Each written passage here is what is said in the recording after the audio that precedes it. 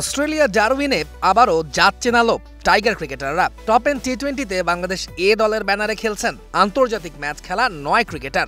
অভিজ্ঞতার বিচারে তাদের ধার কাছে নেই অস্ট্রেলিয়ার ক্লাব পার্থ স্কোরচার্স একাডেমির ক্রিকেটাররা। তাদের কেউই খেলেননি আন্তর্জাতিক ক্রিকেট। জাতীয় দল তো দূরের কথা, একাদশে থাকা 5 ক্রিকেটার তো এখনো খেলতেই পারেননি স্বীকৃত কোনো টি-20।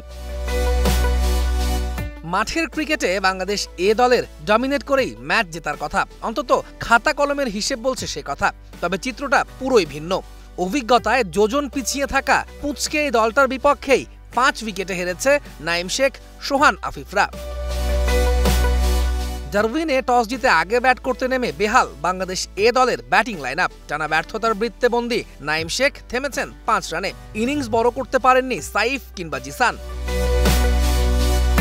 এক প্রান্ত আগলে ব্যাট চালিয়ে গেছেন আফিফ, তবে তাকে সঙ্গ দিতে ব্যর্থ অঙ্কন, সোহান, তোফায়েলরা। আফিফের 42 আর লেজের দিকে রাকিবুলের 5 বলে 16 রানের ক্যামিও। স্কোরবোর্ডে বাংলাদেশ এ দলের সংগ্রহ 9 উইকেটে 123 রান।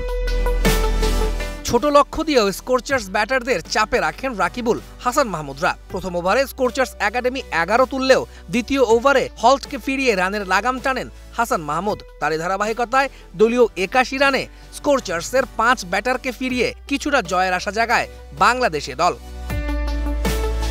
তবে ষষ্ঠ উইকেটে জোয়েল কার্টিস ও ম্যাথিউ স্পোর্টস করেননি কোনো ভুল।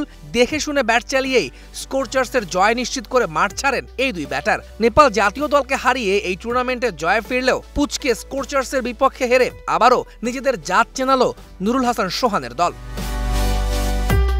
তৌহিদুল ইসলাম, স্টার নিউজ।